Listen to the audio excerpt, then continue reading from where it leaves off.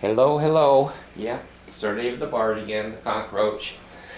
I wanted to share with you on this video um, an idea. Now, if you saw my last video on bipolar people saying they have an idea, shit, sit down, put your seatbelt on, even if you're on the couch. Put your damn seatbelt on, because bipolar people, we can be extremely creative. And in my old age, I have found I've really enjoyed being bipolar, because I come up with ideas that normal people don't. Anyway, here's my idea. The Cockroach Disability Channel, I have advised people how to sue people. People don't change. People don't change. We can mellow, we can learn, we can improve, but our basic constitution doesn't change. So, I've thought about, when I have advised people how to sue the government or people or agencies, etc., every advantage I can think of to win.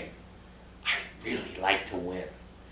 I work hard. That's why I call myself a cockroach. A cockroach can ruin your life. They don't go away. If you get after them, they hide. They even hide in the light. Hide under your refrigerator in cracks. You have to exterminate a cockroach. There's nothing short of death. A cockroach is not going to let you have a decent life if you bully them. So here's what I got on my AI and talked about, or she talked about, court cases. When you're in court, there's times that the judge has discretion that if a person's appearance in front of a jury is prejudicial.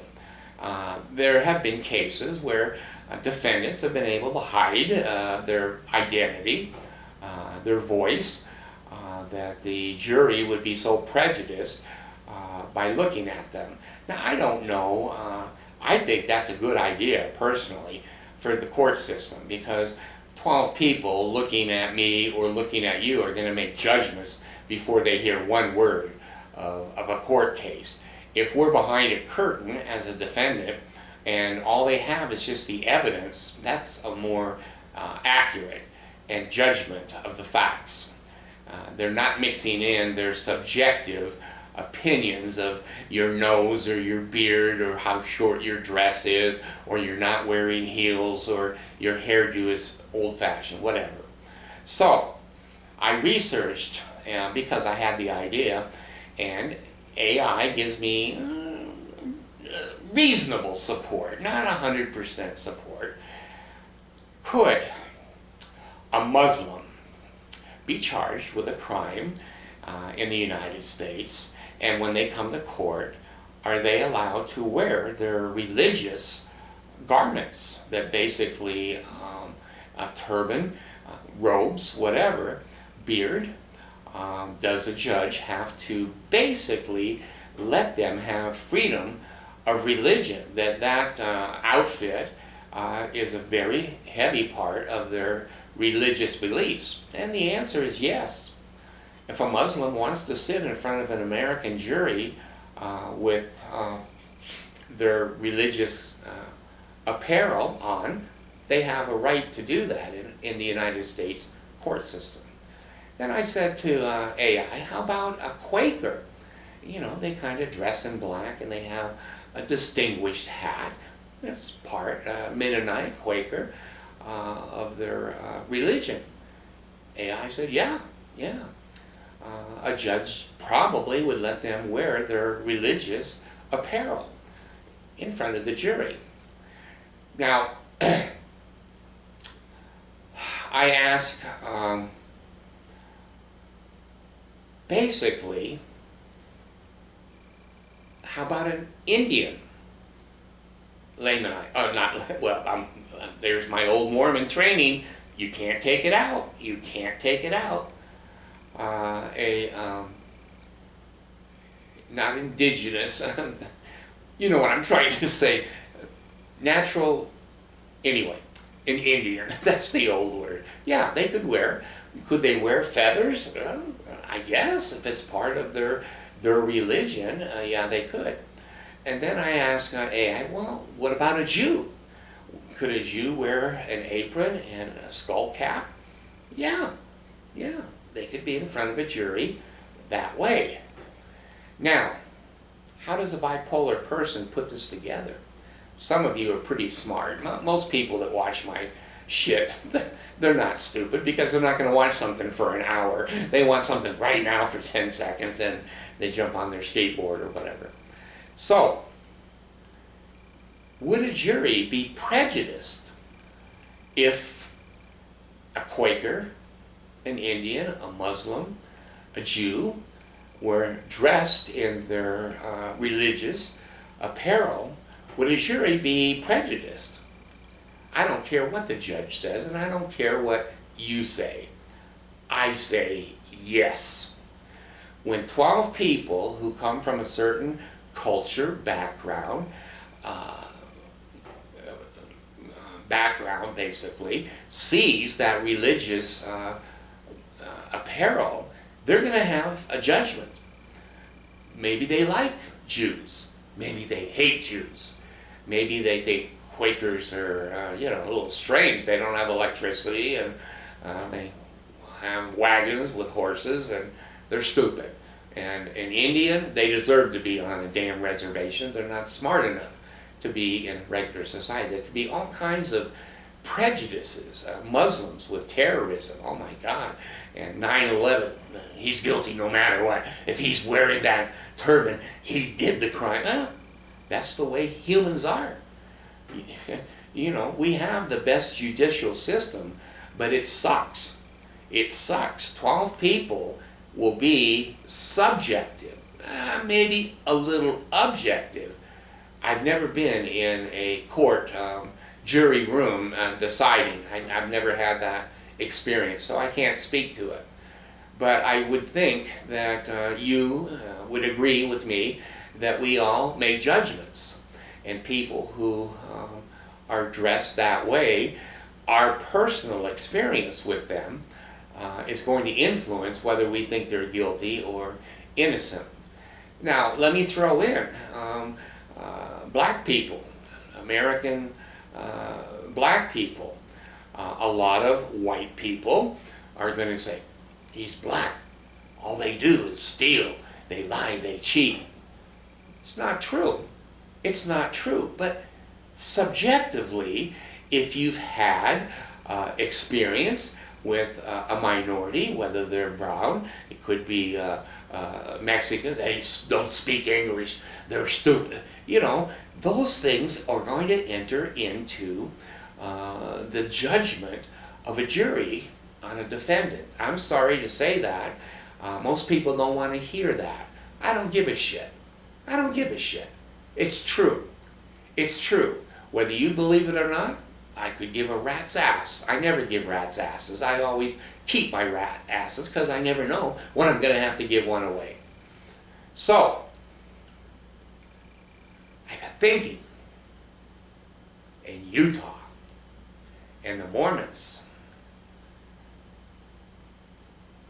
what if I dressed in my temple robes, the robes and the green apron and the baker's cap?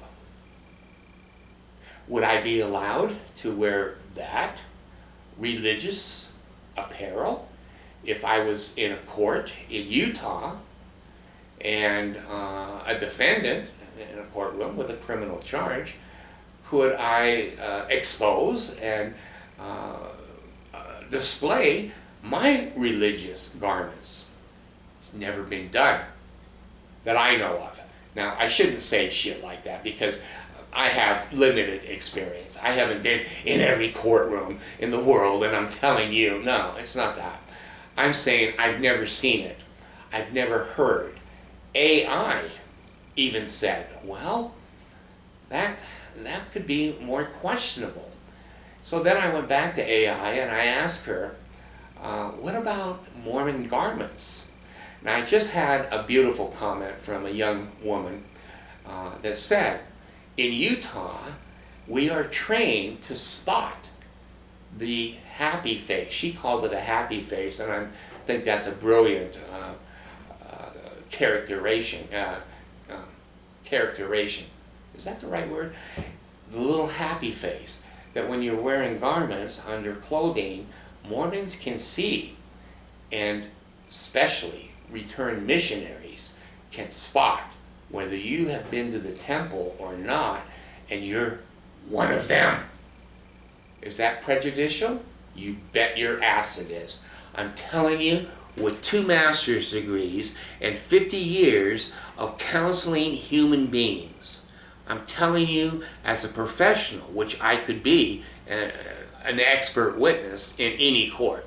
My degrees and my experience qualifies me to be an expert witness, and I'm telling you right now, if I was under oath, right hand raised to the square, whatever, I would say to a jury and anybody that asks that if Mormons are able to spot that garment line on a defendant, they're going to be sympathetic towards that defendant. They're going to say, well, you know, maybe it wasn't this way, maybe that's the subjective Mormon way of circling the wagons. And she asked me, did circling the wagons come from the Mormon culture? No, it didn't. It came from Western culture, not the Mormon culture. So anyway, if I was a defendant and I was being tried in Utah, Idaho, mostly Mormon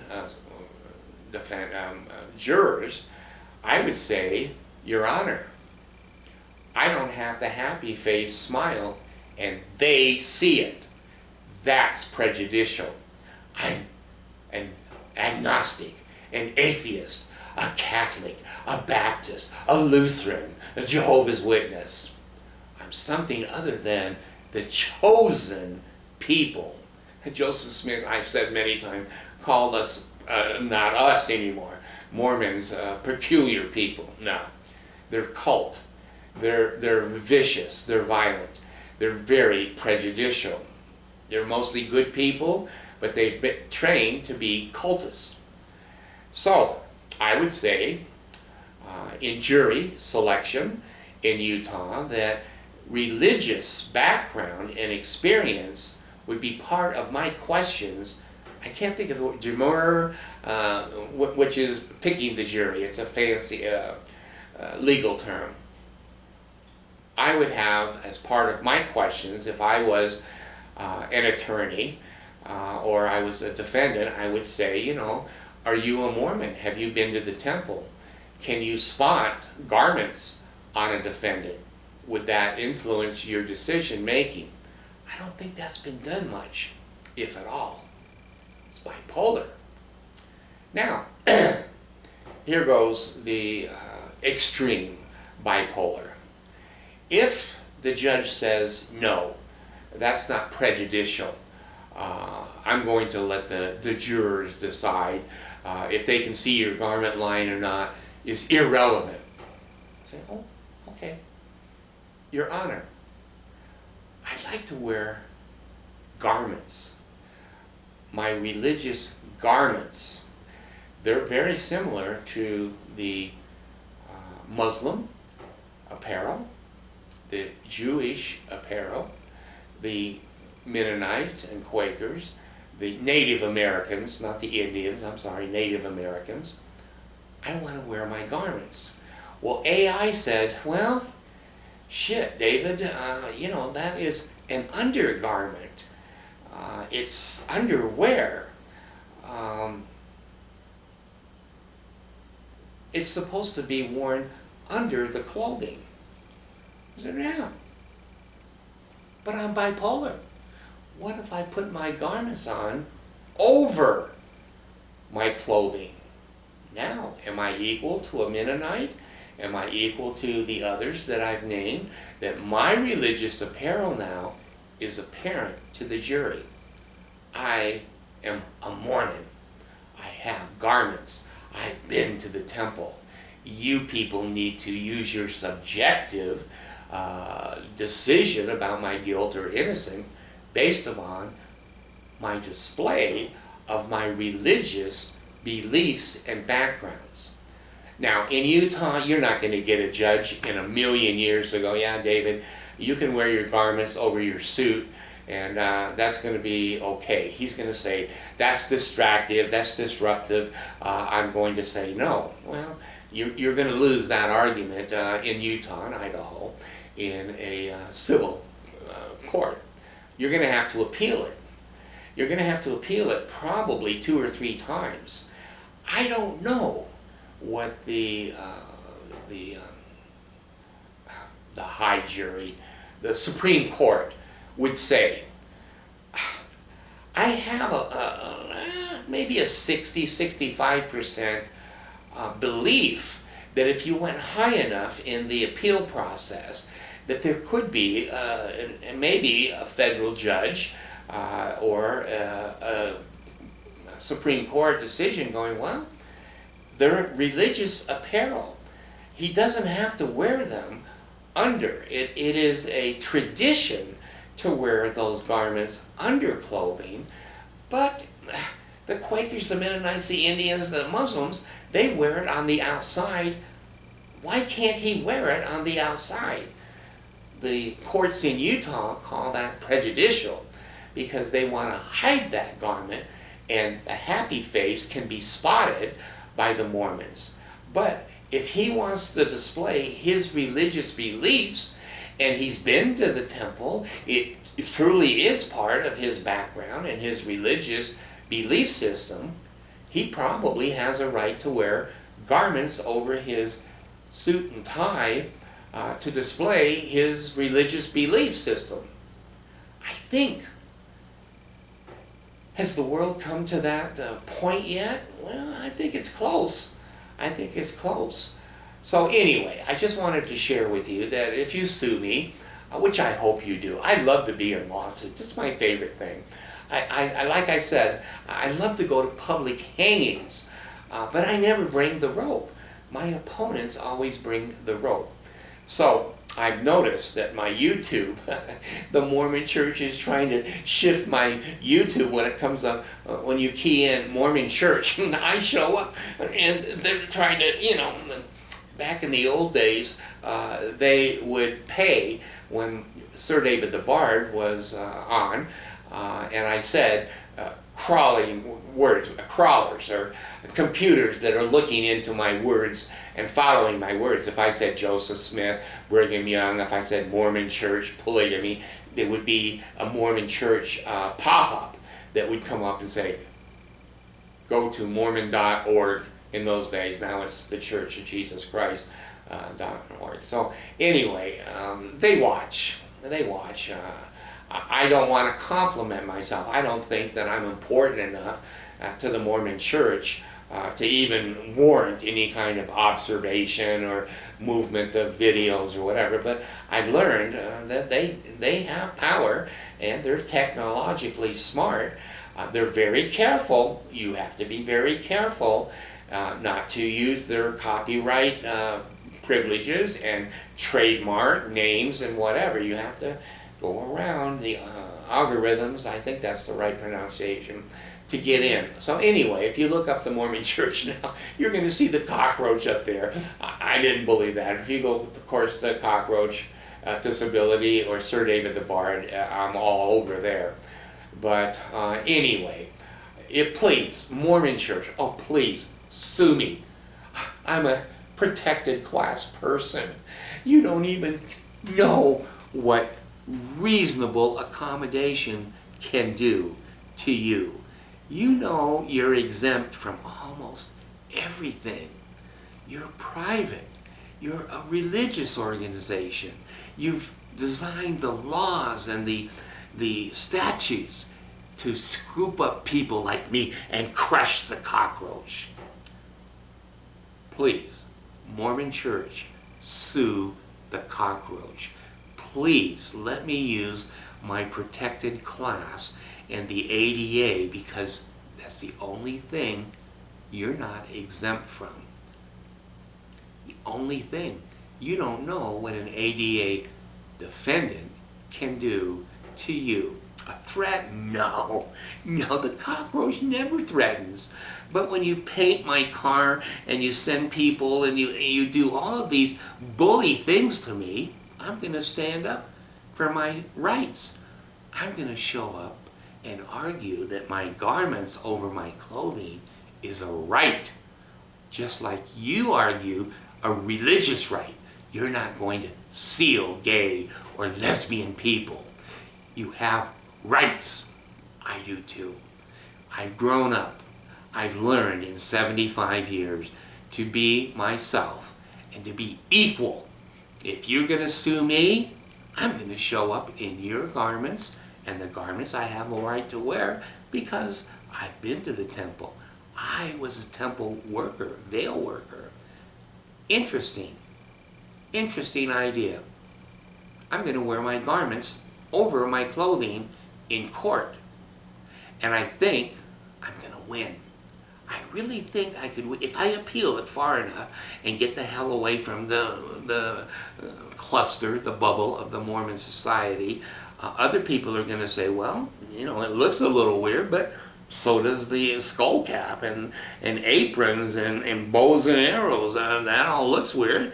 It's no more weird for him to do that than other people to display their religious garb. Anyway, I'm done with this. I think it's a fun idea. I enjoy thinking. You know what I'm saying? I really enjoy thinking.